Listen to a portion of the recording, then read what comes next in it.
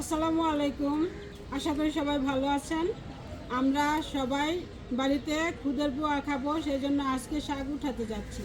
শাকের ভর্তা করা হবে, তো আমরা বাড়ির সবাই মিলে যাচ্ছি।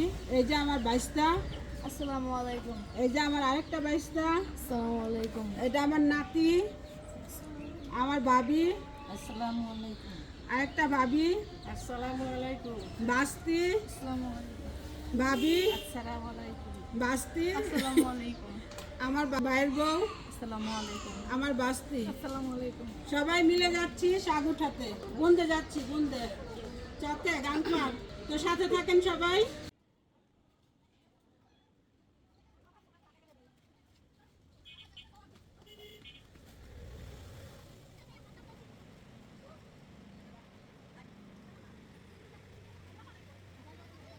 এই যে আমরা এখন চকে এসে পড়েছি, আমরা এখন শাক উঠাচ্ছি সবাই। আপনারা দেখেন আমরা কত মজা করে করে শাক উঠাচ্ছি।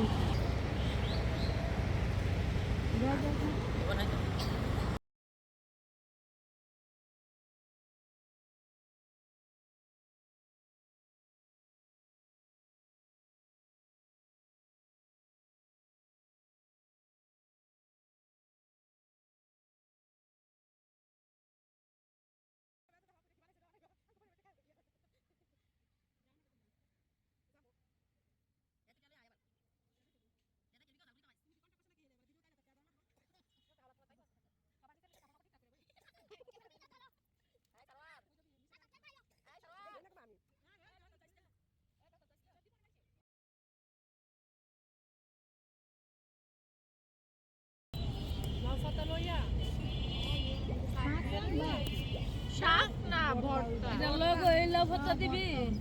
ভর্তা কি? তোর দিলে চলবো। এটা দিলে তাই বেশি বেশি হয়ে যাবে। এই যে শাক, এগুলা টোকানো শাক, এগুলা খেতে চাষ করা হয় না। যারা শহরে থাকেন বা যারা ক্ষেতের থেকে টোকানো শাক কোনো সময় খান নাই, তারা দেখেন এই শাকগুলা সাধারণত নিজে নিজেই হয়ে থাকে জমিনের মধ্যে। এগুলি কোনো কৃষকই চাষ করে না। এই যে এগুলি অনেক রকমের শাক মিলিয়ে রান্না করে, আমরা পাঁচমিশালি শাক বলি এগুলাকে। আমরা এগুলা তেল ছাড়া রান্না করে খাই, পেঁয়াজ রসুন, তারপর হচ্ছে কাঁচামরিচ, শুকনা মরিচ, আদা ভাঙ্গা করে দিয়া তারপরে রান্না করি। তারপর নামানোর আগ মুহূর্তে আমরা লেবু পাতা দেই।